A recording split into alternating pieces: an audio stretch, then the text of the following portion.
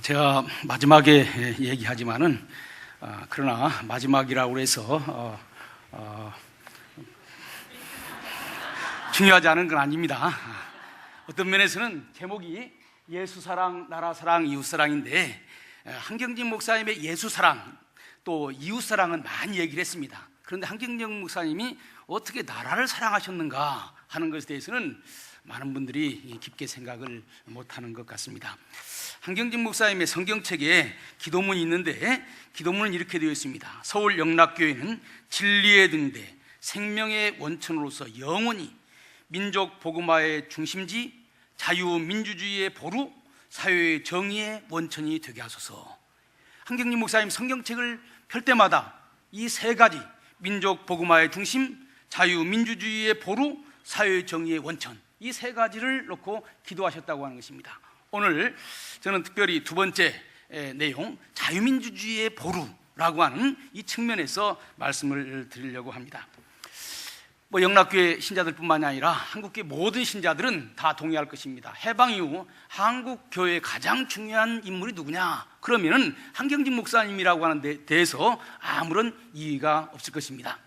그런데 이제 우리 개신교가 숫자도 많고 영향력도 많은데 실질적으로 한국 사회에서 알려진 한경직 목사님의 모습, 어떤 면에서 보면은 천주교의 지도자인 바로 옆에 있는 명동성당의 김수환 추기경이 한국 사회에서 널리 평가받고 있는 것에 비해서 한경직 목사님은 우리 교회는 그렇게 사랑하고 존경하는데 한국 사회에서는 그 한경직 목사님이 하신 것만큼 한국 사회가 그를 인정을 하지를 않으려고 한다고요? 그러면 왜 그럴까?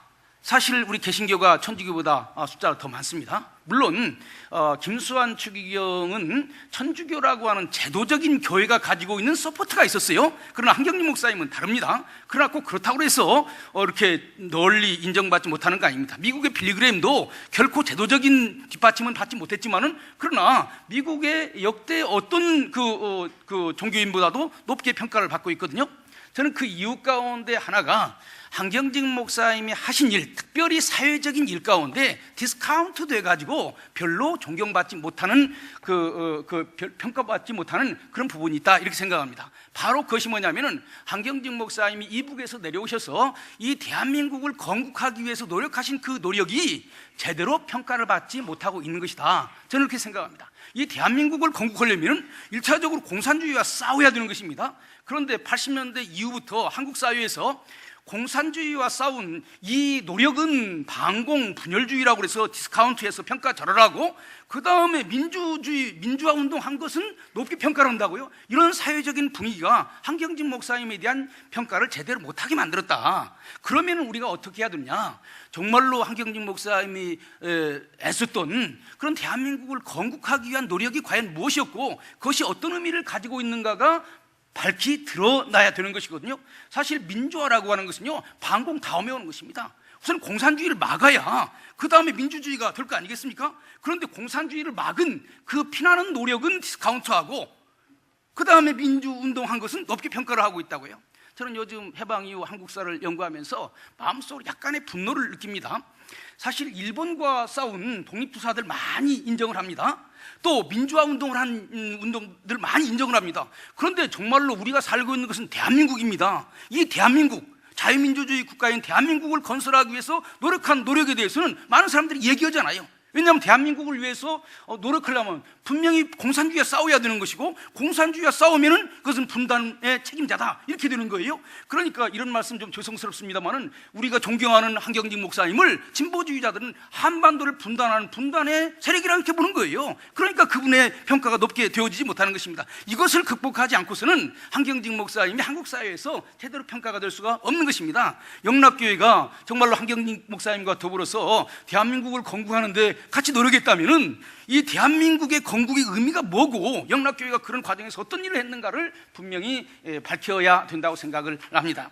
저는요, 크게 얘기한다면은 한 나라가 세워진다고 하는 거 그냥 되는 게 아닙니다. 어마어마한 싸움과 투쟁과 사실은 피를 흘려야 되는 것입니다.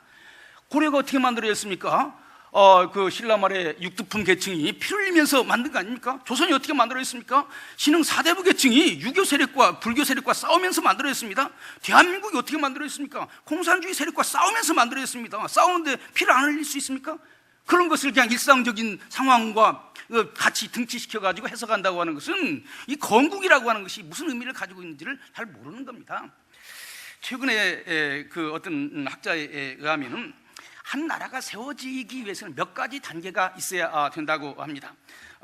로버트 워드라고 하는 사람과 로스트라고 하는 학자의 연구에 의하면은 한 나라가 건설되기 위해서는 5가지 단계가 4가지 단계가 있어야 된다는 거예요. 첫 번째는 이념을 분명해야 돼요. 이 나라가 어떤 나라인가라고 하는 것을 분명히 만들어야 되고, 두 번째는 그 이념을 지킬 그 군사력이 있어야 되는 것입니다.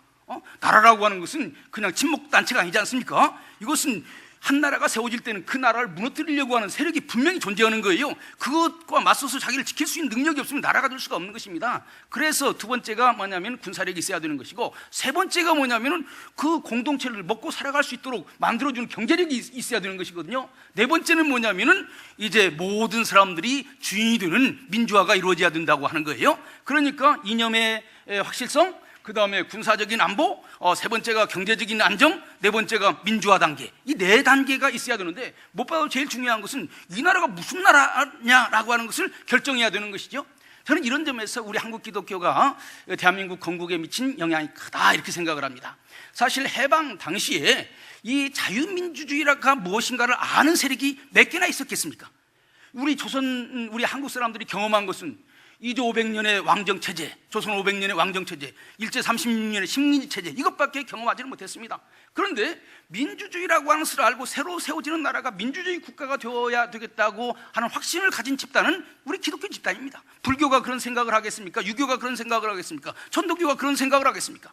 저는 그래서 우리가 좀 더 큰 틀에서 해석을 한다면은, 조선이라고 하는 나라가 신흥 4대부 계층이 만들었다면은 우리 대한민국이라고 하는 나라는 기독교만이 다 했다고 하는 것이 아니고, 기독교를 중심으로 한 세력이 오늘 대한민국을 만들었다. 그리고 이 대한민국을 만드는 과정 가운데서 가장 치열하게 투쟁했고, 이 대한민국을 넘어뜨리려고 하는 세력이 무엇이고, 이것을 똑바로 쳐다보면서 그 위험성을 봐가면서 이 나라를 지켜야 되겠다고 가장 몸부림치고 그 최전선에 서 있던 교회가 저는 영락교회라고 생각합니다. 그래서 영락교회는 단지 민족 복음화의 기수뿐만이 아니라 대한민국 건국 세력의 중심지다. 사실 해방 직후에 이 나라에 서울에 얼마나 많은 좌익들이 있었습니까? 좌익들이 매일 돌아다니면서 데모를 하고 있었는데, 그때 모여가지고 하나님, 이 나라 공산주의 되면 안 됩니다. 민주주의 국가가 돼야 됩니다 라고 울부짖으면서 기도했던 것이 바로 영락교회 아닙니까? 바로 이런 영락교회를 말하자면 대한민국 건국 세력의 중심지로 우리가 재평가하고 재해석하는 것이 필요하다. 저는 그렇게 생각을 합니다. 그러면은 해방 전국에 있어서 우리 기독교의 위치가 뭘까요? 저는요, 해방 전국에 있어서 이 나라를 위하기 위해서는, 대한민국을 건국하기 위해서는 몇 가지가 필요하다고 생각합니다. 첫 번째는 친일파는 안 됩니다. 일제 36년 동안 일본 사람들한테 당했기 때문에 일본 사람과 가깝다, 그럼 무조건 안 되는 거예요. 그런데요, 우리 기독교는 일제 말에 어떤 경험을 했습니까? 한국 기독교는 잘 알다시피 미국과 가깝지 않습니까? 그런데 미국과 일본은 전쟁을 했다고요? 그러니까 기독교는 일본 입장에서 볼 때는 적성국가인 것입니다. 그래서 일제 말에 우리 기독교는 일본 사람들한테 어마어마한 피해를 당했습니다. 사실 비밀 문서에 의하면은 1945년 8월 중순경 일제는 한국 기독교를 전체를 모아다가 학살시키려고 하는 그런 계획을 했다고 하는 것이죠. 왜 그런 줄 압니까? 지금 미군이 그 남쪽에서부터 올라옵니다. 그러면은 일본이 제일 염려하는 것은 뭐겠습니까? 이 한반도 내에 미군과 가장 가까운 세력이 있어서 같이 호응하는 것입니다. 그런데 일본 사람들이 볼 때 기독교인들이 올라오는 미군과 호응을 할 것 같은 거예요. 그러니까 이 세력을 없애버려야 되는 거예요. 그래서 기독교인을 없애려고 한 거예요. 그러니까 해방 직후에 우리 기독교인들이 크게 활동할 수 있었던 것은 기독교는 반일 세력이다라고 하는 것입니다.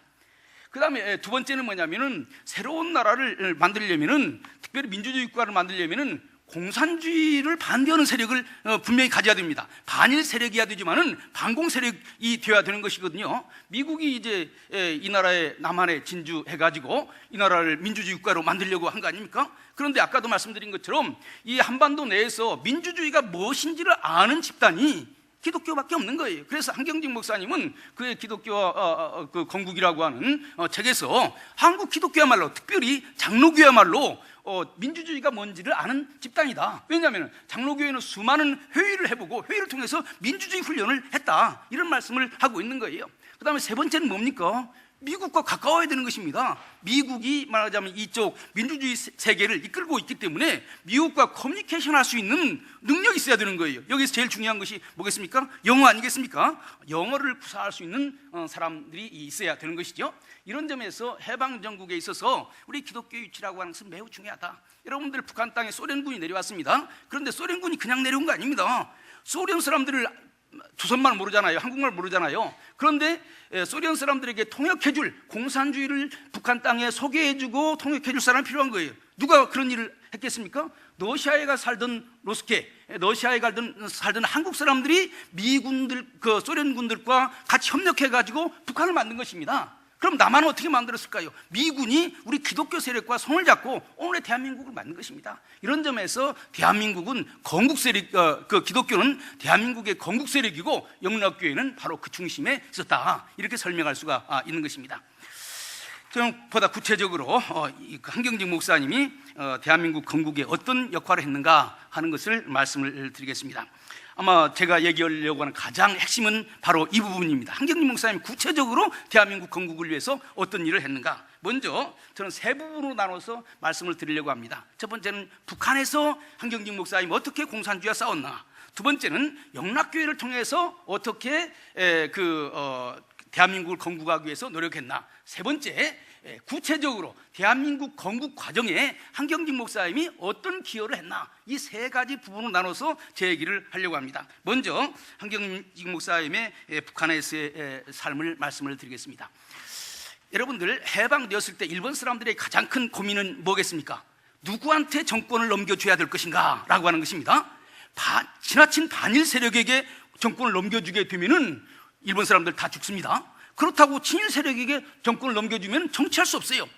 그러면 누구에게 정권을 넘겨줘야 되겠습니까? 온건하지만은 친일 세력이 아닌 사람에게 정권을 넘겨줘야 되는 거예요. 그래서 해방이 되었을 때 일본은요, 우리 기독교인들에게 정권을 넘겨주려고 그랬습니다. 그래서 그 평북에서는 이것이 각 도별로 진행되었는데, 병북에서는 한경직 목사님, 윤하영 목사님, 이유필 장로님, 이런 분들에게 당신네들이 우선 연합군이 올 때까지 정치를 해라 라고 넘겨줬던 것이고, 평안남도에서는 조만식에게 그런 얘기를 했던 것이고, 황해도에서는 김웅순 씨한테 그런 얘기를 했던 거예요. 그래서 우리 기독교 세력이라고 하는 것은 지나치게 급진적이지도 않고 친일적이지도 않은 그런 단체였던 것이죠. 그래서 한경직 목사님 해방 직후에 제일 처음 했던 일은 신의주 치안위원회의 실무적인 책임을 맡았던 것입니다. 이건 매우 중요한 것입니다. 사실 많은 사람들은 이 사실을 잘 모르고 있어요. 왜냐하면은 그저 여운형의 건국준비위원회 이것만 생각을 하지만은 그게 아닙니다. 사실 일본 정부는 기독교 세력에게 말하자면 해방 이후 그 치안을 부탁을 했고, 그렇게 해서 과도기적인 상태로 우리 기독교인들이 이 일을 맡아주기를 원했고, 그 샘플 가운데 하나가 그 평안북도에 있는 한경직 목사님의 케이스라고 하는 거지요. 그래서 그 한경직 목사님은 이유필 장로님도 영락교회에 다니셨다고 제가 얘기를 들었습니다만은, 영락교회는 다니는 것은 아니네요. 이북에서 같이 내려오시다가 돌아가셨으니까 그 가족들이 다녔다, 제가 그런 얘기를 들은 것 같습니다. 이유필 장로님은 사실은 그 임시정부에서 중요한 일을 했던 분입니다. 그렇기 때문에 이제 한경직 목사님 아직 젊고, 그러니까 이유필 장로님을 대표로 모시고 윤하영 목사님이랑 같이 신의주 자치위원회를 했습니다. 그런데 여러분들 이북에서 내려오신 분들은 아시겠습니다만은 1945년 8월 말경에 소련군이 그 평안북도까지 왔고, 그 자치위원회를 인민위원회로 바꿨습니다. 바꾸는 과정을 어떻게 바꿨느냐 하면은, 이제 새로 세워지는 나라는 좌우가 합작을 해야 되는데, 좌우가 합작을 하려면은 1대1이 돼야 된다. 그래서 민족주의 세력 O, 그 다음에 공산주의 세력 O, 그래서 1대1로 만들어 놨습니다. 1대1로 만들어 놓으면 그 다음부터 안 되는 거예요. 왜냐하면 공산주의 세력은 똘똘 뭉쳐가지고 하나가 되는 것이고, 민주주의 세력은 갈라지는 것이니까 그렇게 되는 순간 넘어가는 거예요. 사실 한경직 목사님이 공산주의를 이론적으로 공산주의 나쁘다 하는 것은 알았지만은 그렇게 자세히는 몰랐던 것 같아요. 그래서 좋은 얘기니까 그것을 받아들였고, 한경직 목사님뿐만이 아니라 이유필 장로님이랑 다 그것을 수용을 한 것입니다. 그런데 얼마 안 가서 금방 인민위원회로 바꿔지고 완전히 세력에서 밀려나게 되는 것이죠. 그럼 이렇게 하면 안 되겠다 해서 우리가 나름대로 말하자면 의미 있는 일을 해봐야 되겠다 해서 만든 것이 기독교 사회민주당이라고 하는 당을 만들었습니다. 한경직 목사님이 정당의 그 대표자였던 거예요. 그래, 단순한 목사님이 아니라. 그런데 기독교 사회민주당이라고 얘기했을 때 기독교 민주당이라고 그러면 이해가 갈 텐데 사회민주당이라고 그러니까 의아하게 생각하는 분들이 있을 것입니다. 그런데 한경직 목사님은요, 자기 이익만 추구하는 자본주의를 별로 좋아하지 않았습니다. 그리고 해방 직후에는 대한민국에 있는 사람들은 누구나 다 일본이 가지고 있는 토지는 소작인들에게 나눠줘야 되고, 일본이 가지고 있는 대기업은 국가가 운영해야 된다, 이런 생각을 하고 있었어요. 누구나 다 그런 생각을 하고 있었습니다. 한경직 목사님도 예외가 아닙니다. 그런 점에서 기독교 사회민주당이라고 하는 것을 만들었습니다. 그런데 여기에서 여러분들이 아마 잘 모르는 것이 있을 것입니다. 미국이 우리나라에 와가지고 북한과 그 관계를 소통을 연결했습니다. 그래서 1945년 그 9월 말 그 한경직 목사님 9월 28일 그 한경직 목사님과 윤하영 목사님이 그 남한에 있는 정세를 보고하는 문서를 써가지고 미군에게 비밀로 보냈습니다. 그래서 그 9월 28일 보냈는데 그것을 바로 그 10월 1일자로 그 주한 정치고문이 베닝호프라고 하는 사람이 있는데, 주한 정치고문 베닝호프가 미 국무장관에게 직접 보내는 문서로 이것을 보냈습니다. 그러면서 뭐라고 했냐면은, 여러분들 82페이지에 제가 그 인용문을 읽겠습니다. 82페이지의 중간 인용문입니다. 뭐라고 되는, 이 서한은 38도선 이북 한국에서의 소련 점령군 활동에 대한 최초의 믿을만한 목격자의 보고 내용을 담고 있습니다. 지금까지 여러 많은 얘기가 있었지만은 그건 믿을 수 없다는 거예요. 그런데 한경직이라고 하는 성직자가 보낸 그 보고서는 믿을 만한 보고서라고 하는 거죠. 서한에 서명한 2명의 한국인은 한국에 대해서 잘 알고 있는 미국인들로부터 많은 질문을 받았는데 그들의 솔직함은 의심할 바 없는 것입니다. 어쨌거나 제출된 정보의 내용은 당 사령부가 접수해온 소련령 지역 내의 정세에 관한 많은 풍문과 구두보고의 성격과 일치하는 것입니다. 지금까지 말하자면 해방 직후 소련이 북한에서 한 여러 정보를 들었는데 그 정보가 과연 맞느냐 안 맞느냐 이것 가지고 고민을 많이 했는데, 이 믿을 만한 이 정보의 소식통에 의하면은 사실이라고 하는 거예요. 이것을 미 국무장관한테 직접 보냈습니다. 이만큼 이 문서가 중요한 문서라고 평가가 되었다고 하는 거예요. 여러분들, 그러면은 어떻게 되는 거죠? 북한 땅에 있는 한경직 목사님이 남한의 미 군정과 지금 내통을 하고 있는 거죠? 저는 한경직 목사님이 다른 사람보다 빨리 월남하는 근본적인 이유가 여기 있다고 생각합니다. 이것이 들통이 나는 순간 예의가 있을 수가 없는 거죠. 그래서 한경직 목사님은 10월 말 남한으로 내려오게 된 것입니다. 그래서 한경직 목사님이 북한에서 한 행동이 매우 중요한 행동이었다고 하는 것을 여러분들 기억하시길 바랍니다. 유필 목사님, 윤하영 목사님 다 내려오셨고, 유필 목사님 오시다가 돌아가셨고, 윤하영 목사님은 내려오셔서 충북 도지사를 했습니다. 목회를 하지 않고. 그래서 한경직 목사님은 목회를 했고, 그 다음에 윤하영 목사님은 정치로 나갔고. 그런데 지금 보면은 그 정치로 나간 것보다는 목회하신 것이 더 나았던 것 같아요. 그 당시에 도지사 하면은 꽤 힘을 주었겠지만은. 그런데 이제 그 뒤에 무슨 문제가 생겼냐면은, 이 북한이 뭐라고 자꾸 주장을 하느냐. 사실 북한에서 그 기독교인들이 월남한 것은 북한이 종교를 박해해서 월남한 것이 아니라 북한 기독교인들 가운데 지주가 많고 따라서 토지를 몰수하니까 월남했다. 우리 북한은 그 종교 박해를 하지 않았다. 이것이 매우 중요한 이슈가 됐습니다. 그래서 웨드마이어라고 하는 사람이 우리나라에 와서 이 정말로 어떤가라고 하는 것을 조사했는데, 그럴 때마다 한경직 목사님이 오셔서 거기에 대해 증언을 했습니다. 한경직 목사님의 증언의 내용은 사실 북한에서 종교의 박해가 있었고 종교 지도자들이 다 잡혀갔다. 그러니까 북한의 강양욱의 주장은 사실이 아니다라고 하는 것을 한경직 목사님이 얘기를 했습니다. 그 다음에 이제 두 번째로는 영락교회 설립과 반공민주 세력의 근거지. 사실 한경직 목사님이 남한에 오셔서 활동하려면 뭔가 근거지가 있어야 될 거 아니겠습니까? 제가 한기총을 중심으로 한 연합운동도 많이 연구를 했습니다만은 한경직 목사님이 사실 한국교회에서 연합운동의 중심자로서 활동할 수 있는 것은요, 영락교회가 서포트를 해줬기 때문에 가능한 거지요. 많은 연합운동을 하려면 어마어마한 돈이 필요한데 그것을 낼 수 있는 분이 지도자가 되는 거예요. 근데 정말 영락교회가 한경직 목사님 사랑하고 한경직 목사님을 풀리 서포트했기 때문에 그런 일이 가능한 거예요. 한경직 목사님 남한에 내려오셔가지고 바로 그런 근거지를 마련했다고 하는 거지요. 한경직 목사님이 남한에 내려오셔서 그 제일 먼저 만든 것이 이제 영락교회죠. 여러분들 사실 그냥 남한에 있던 교회와 월남교회는 다릅니다. 남한에 있던 교회는 여러 단체 가운데 하나입니다. 정치활동은 다른 데 가서 하고 경제활동은 다른 데서 하고 주일날은 교회 와서 예배드리는 것이 남한 공동체예요. 그러나 북한에서 내려온 사람들에게는 여기가 정치고 여기가 경제고 여기가 교육이고 여기 모든 것이 있는 거예요. 미국의 이민교회가 한국에 있는 교회보다 역할을 많이 할 수 있는 것도 바로 그것이죠. 한국에서는 여러 단체가 있기 때문에 교회는 원오 부대밖에 안 되는 거예요. 그러나 미국 가면은 교회에서밖에 활동할 수 없는 거예요. 그렇기 때문에 영락교회는 단지 교회가 아니라 이북 피난민의 공동체다. 여기에서 모든 것이 이루어지고 있다. 그래서 김재진 목사님이 뭐라고 말씀했습니까? 사실은 남한에 와서 이북교회를 세운 것이 아니라 이북 신의주 교회를 갖다 여기다 놓은 것이다. 이런 얘기를 김재진 목사님이 한 거죠. 그러니까 고향에 가는 마음으로 여기 와서 예배드린 거 아니겠어요? 이런 정서를 이해해야 영락교회를 이해를 하는 것 아니겠습니까? 그러면 어떻게 해서 이 영락교회가 만들어졌을까요? 역시 크게 보면 두 가지 도움이 있었습니다. 하나는 미 군정의 도움이에요.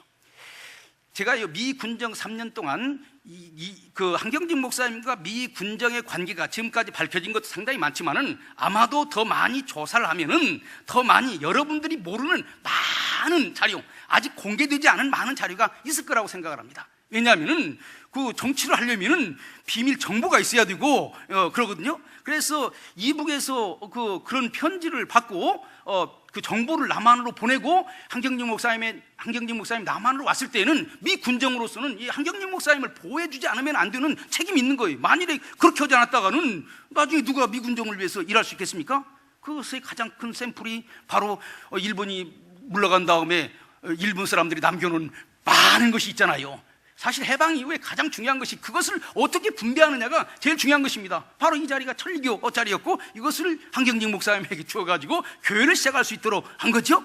그 다음에 두 번째는 뭐냐면은 뭐 교회 건물만 있다고 되는 거 아니지 않습니까? 미 북장로교가 그 기금을 모았다가 영락교회를 위해서 한 것입니다. 뭐 교회사 일반적으로 나오는 얘기니까 이것에 대해서는 더 자세한 얘기를 하지 않겠습니다.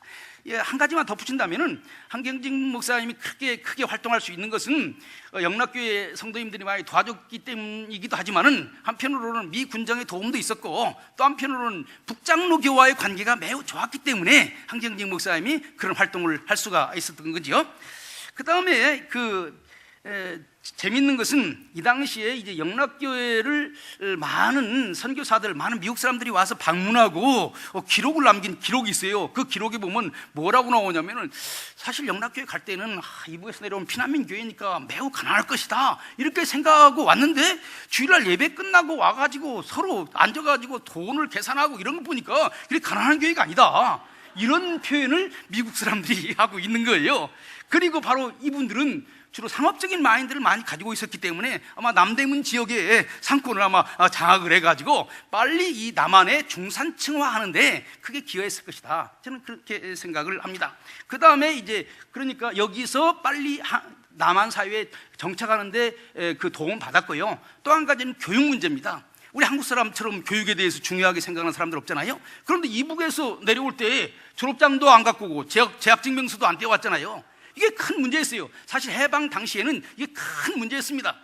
그런데 이제 그래서 심지어 서북청년회 같은 데는 교육부장을 만나가지고 이제 우리가 미국에서 내려올 때 어떻게 졸업증명서를 떼가지고 그 재학증명서를 떼가지고 오느냐, 당신네들이 그런 것을 요구한다고 하는 것은 너무 무리한 것이다. 대신 서북청년단 단장이 도장 찍어주면은 그것으로서 인정을 해가지고 입학을 봐줘라, 이렇게 해가지고 서북청년단 단장이 도장이 그런 것을 하기도 했습니다. 그러나 그것만 가지고 안 되잖아요. 그래서 학교를 만들어서 이북에서 내려온 사람들을 입학시켜줘서 사실은 피난민들로 하여금 교육의 기회를 얻게 하는, 그래서 교육공동체가 되었던 것이고요. 그렇게 해서 이렇게 해서 영락교회를 중심으로 해서 하나의 단단한, 말하자면은 공산주의는 안 되고 자유민주주의 국가를 만들어야 되겠다고 하는 공동체가 형성이 되는 것입니다. 여기에 대해서 자세한 얘기는 하지 않겠습니다. 시간이 없기 때문에. 그 다음에 말씀드리고 싶은 것은, 그러면 한경진 목사님이 대한민국 건국 과정에서 실질적으로 어떤 일을 했느냐.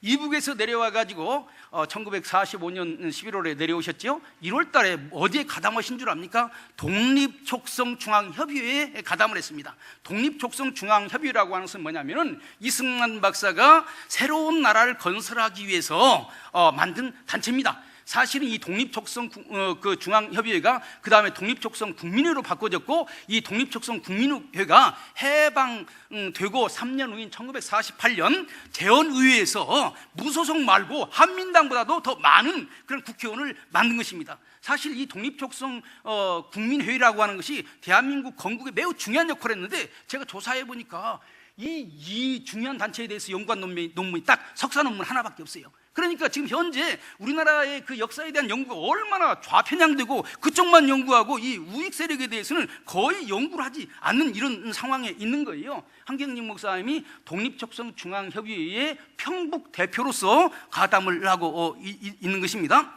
그 다음에 이제 이승만 박사가 독립촉성중앙협의회를 만들고 김구 선생님이 또 들어와가지고 비상정치회의라고 하는 것을 만들었습니다. 이 두 단체가 합해져가지고 국민회의, 국민독립촉성국민회의라고 하는 것을 만들었는데, 한경진 목사님이 여기에도 가담을 해가지고 여기에 상무위원, 중앙상무위원으로서 활동을 하셨습니다. 그러니까 해방 직후에 한경진 목사님이 영락교회만을 위해서 이런 것이 아니라 대한민국 건국을 위해서 일종의 정치 활동을 하신 것입니다. 그런데 그 다음에 이제 1945년 이렇게 지나고 46년 지나고 46년 9월 달에 한국 정치 지형에 매우 중요한 변화가 하나 생긴 것입니다. 사실 해방되었을 때에 박헌영을 중심으로 한 좌익은 미국과 잘하면 자기들도 정권을 잡을 수 있다 생각을 했습니다. 그러니까 합법적으로 투자는 하자 이렇게 생각을 한 거예요. 그런데 1946년 지나가면서 미군이 이거 박헌영은 안 되겠다, 이걸 제거해야 되겠다 이렇게 생각을 하고 정판사 사건을 통해서 박헌영을 제거했습니다. 그러니까 박헌영이 북한으로 도망가서 황해도에서 활동을 하게 되는 거죠. 이때부터 박헌영 생각에는 미국과 합법적인 투쟁을 해가지고는 정권을 잡을 수 없다, 소위 신전술이라고 해서 새로운 전술이라고 해서 무력 투쟁을 하기 시작을 하는 것입니다. 그래서 1946년 이제 9월부터 박헌영이 전술을 바꿔가지고 9월 달에는 철도 총파업을 해서 우리나라에 있는 철도들을 다 파업시키고, 그 다음에 10월 달에는 그 대구에서 10월 폭동을 주장을 해가지고 대구에서 엄청난 일을 만든 거죠. 바로 1946년 11월이 어떤 기간입니까? 영락교회가 창립 1주년 된 때입니다. 이때 영락교회 창립 1주년 때에 한경진 목사님의 우선 대구 폭동에 대해서 말씀을 드리겠습니다. 한경진 목사님이 그 당시에 인식을 어떻게 하고 있는지 여러분들 가지고 있는 87페이지에 보면은 중간에 인용문에 대구 폭동에 대해서 이렇게 말하고 있습니다. 그 사상이 얼마나 혼돈하며 그 질서가 얼마나 문란합니까? 저 영남 사건, 대구 사건이죠. 대구 사건의 잔인무도한 참상을 보시오. 우리 민족에게 그 포악성과 단인성이 있었던가요? 스스로 전율을 금하지 못하겠습니다. 그런데 이러한 폭동을 어떤 정당에서는 조국을 위한 골기라고 말합니다. 이런 말이 있을 수 있겠습니까? 라고 하는 거죠. 이런 거짓 지도자가 장안거리를 활보하는 모양입니다. 한경진 목사님 마음속에 분노가 있었던 거예요. 그리고 이제 10월 폭동 지나간 다음에 11월 달에 창립 1주년에 한경진 목사님의 설교 내용은 이렇습니다. 1주년 설교입니다. 이것이 88쪽 위에 있습니다. 신자의 사명이 여기에 있습니다. 천고에 빛나는 진리를 파악한 우리는 사상교화운동에 나서야 됩니다. 사상교화운동. 공산주의 반대 운동에 나서야 된다는 거예요. 이것이 무엇보다도 필요합니다. 강연회나 토론회를 개최하고 잡지나 소책자를 발간하는 등 여러 가지 방법으로 전국으로 이 운동을 추진시켜야 할 것입니다. 구체적인 방법까지 얘기하면서 이렇게 해야 된다는 거예요. 오늘의 기독교인들은 잠잠합니다. 최선의 정치 이념이 우리에게 있음에도 불구하고, 그러니까 자유민주주의가 최선의 정치 이념이라고 하는 것이죠. 왜 이렇게 후퇴하는 자세를 가지고 있습니까? 좀 더 주도성을 가집시다. 십자가를 가지고 노동운동과 정치운동을 합시다. 이게 정치가의 그 연설과 같은 거 아니에요? 한경직 목사님이 1946년 11월 달 창립 1주년 때 이겁니다. 바로 그 뒤에 무슨 일이 일어난 줄 압니까? 바로 서북청년회가 만들어지게 되는 것입니다. 11월 말에 서북청년회가 만들어졌고, 서북청년회는 이제 해방 전국에 있어서 박헌영의 신전술에 의해서 이제 테러를 하는 것입니다. 박헌영은 그때부터 미 군정이랄지 경찰을 적으로 생각하고 테러를 하는 거예요. 그런데 미 군정은요, 무슨 생각을 가지고 있냐면 공산당도 하나의 당이다. 그렇기 때문에 모든 것을 공평하게 해야 된다, 이렇게 생각을 하고 있었던 거예요. 그런데 이북에서 공산당의 그런 그 폭정을 본 사람들은 미군이 너무 나이브하다는 거예요. 저렇게 해가지고는 공산당이 넘어가기가 10중8구라고 하는 거예요. 그래서 미군이랄지 경찰은 못하지만은 우리가 나서서 이 대한민국을 지켜야 된다. 여러분들 이것을 잘 생각을 해야 됩니다. 이런 것을 이거 우리에게 큰 고민이에요. 이런 것을 그냥 테러와 비슷하게 해석을 할 것인지, 나라를 위한 투쟁이라고 얘기할 것인지, 나라를 위한 투쟁으로 생각한다면 구국운동이 되는 것이고, 그렇지 않다고 하면 일반 잡범의 그 테러가 되는 거예요.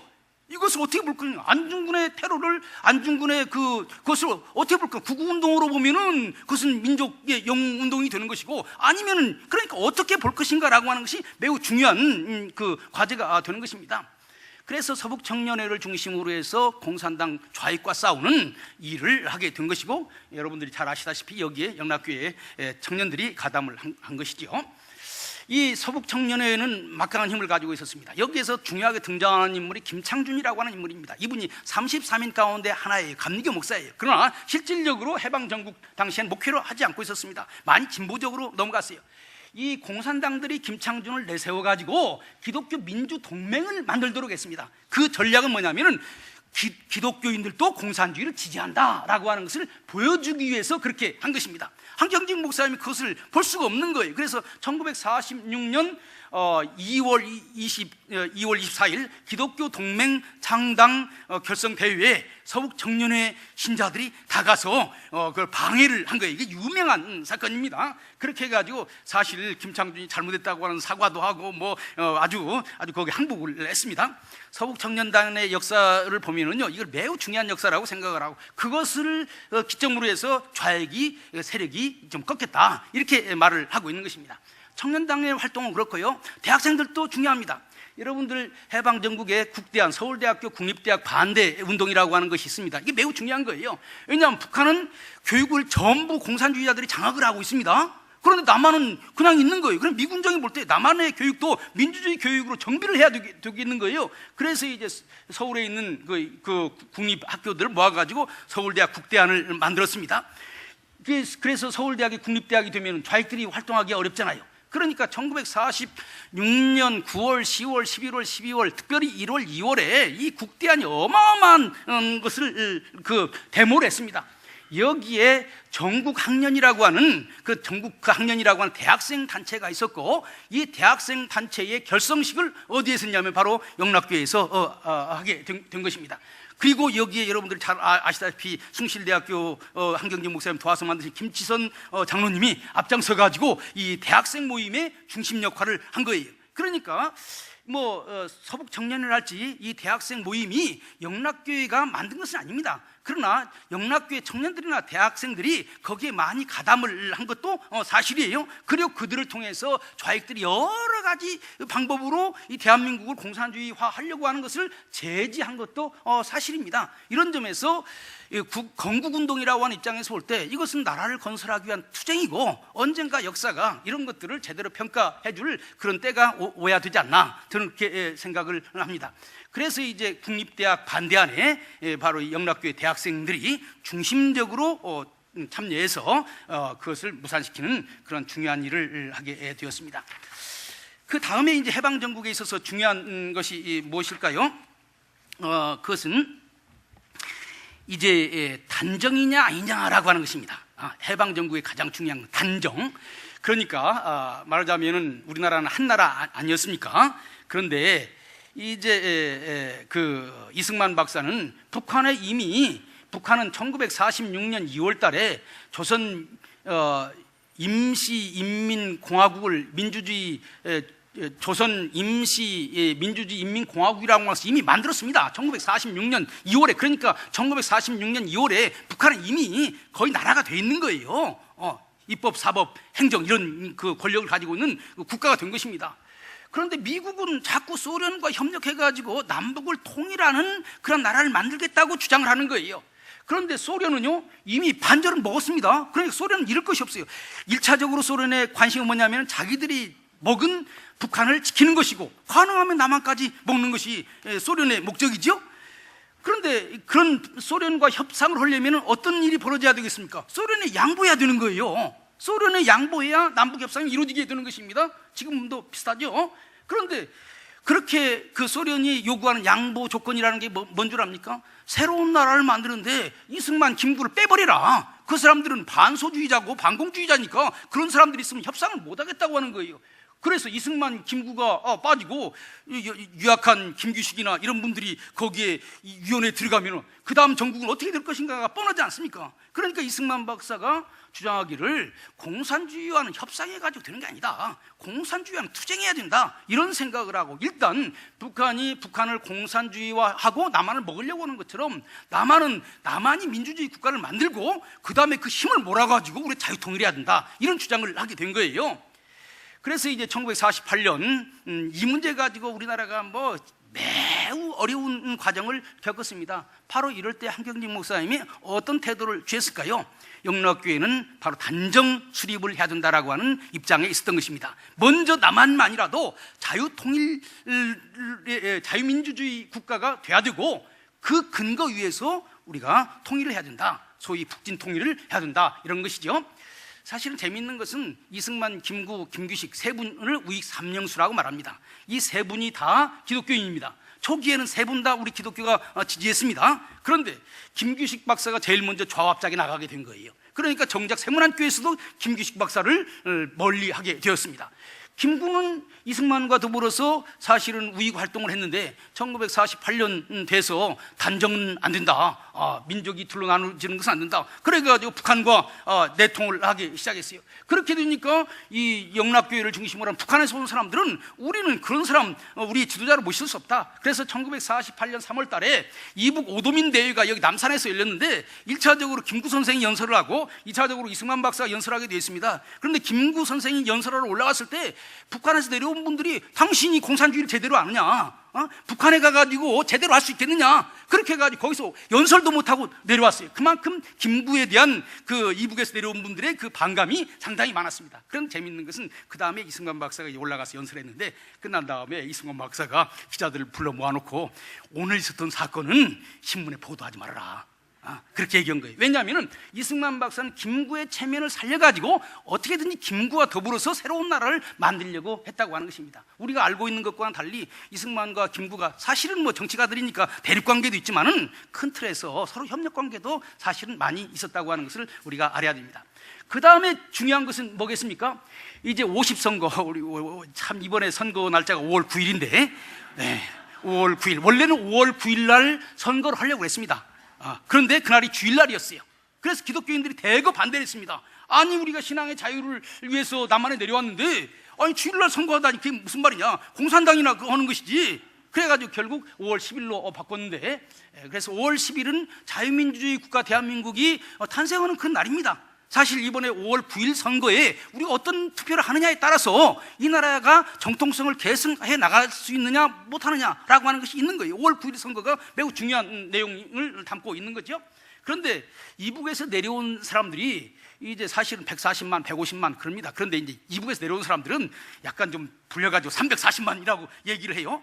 그런데 340만이 북한에서 내려왔는데 이 사람들 전국에 뿔뿔이 흩어져 있습니다. 그 당시에는 대통령 선거를 직접 하는 것이 아니라 국회의원 선거를 하고 그 국회의원이 대통령을 뽑는 것입니다. 국회의원 선거에 참여할 수 있어야 되는데 이북 사람들은 전국에 흩어져 있기 때문에 사실은 자기 지역 세력이 강하지는 못해요. 그래서 이북 오도민들이 무엇을 주장했냐면은 북한 사람들이 따로 모아서 국회의원을 만들게 해달라, 특별 선거구를 만들어달라. 그리고 한경직 목사님 그 운동에 앞장서가지고 그 일을 하게 된 거예요. 그런데 여러분 생각해 보세요. 그런 특별구라는 것이 만들어질 수 있겠습니까? 그러니까 전국에 이북에서 내려온 사람들이 전국에 퍼져 있는데 그 사람들을 따로 모아가지고 거기에서 국회의원 몇 사람 나와가지고 표를 줄 수가 없겠죠. 그런데 한경직 목사님이나 이북에서 내려온 사람들의 논리는 이렇습니다. 새로 세워지는 나라에 북한에서 내려오는 사람들의 보이스가 국회에 나와야 될 거 아니냐. 그런데 한 사람도 당선 못돼서 없다면 이북에서 내려온 사람들의 목소리는 누가 대변할 것이냐, 말이 되는 것이죠. 그래서 사실 해방정국에 있어서 제일 중요한, 정치하는데 제일 중요한 일을 했던 분이 감리교회 이윤영 목사입니다. 이분이 뭐라고 얘기했냐면은 만일에 특별선거구를 우리에게 허락하지 않는다면은 이북에서 내려온 우리는 선거 보이콧하겠다. 이러니까 이제 이승만 박사가 이게 날린 거예요. 미군도 날린 거예요. 왜냐하면 좌익이 선거를 보이콧해서 제주도에서 어마어마한 4.3 사건이 일어난 거 아닙니까? 그런데 이북에서 우군이라고 생각했던 이 이북에서 내려온 사람들도 보이콧하면 이거 큰 일이잖아요. 그래서 이승만 박사가 김성수 씨가 종로 갑 국회의원 출마를 하려고 나와 있었습니다. 김성수를 부르고 이윤영을 불러서 당신 조만식 선생을 알지 않느냐, 조만식 선생이 얼마나 훌륭한 분인지 알지 않느냐. 이북 오도민의 대표자가 조만식 선생님인데 조만식 선생님을 대리해서 온 분이 바로 이윤영 목사다. 왜냐하면 이윤영 목사가 조선민주당 부당수였거든요. 이윤영 목사다. 이분에게 당신 자리를 양보할 수 없느냐. 그래가지고 종로갑을 김성수에게서 이윤영으로 줘가지고 이윤영 목사가 종로갑에서 됐고, 이승만 박사님이 제일 저번에 이제 부통령 선거하고 국무총리 할 때 이윤영 씨를 내세운 것도 이유가 있는 거예요.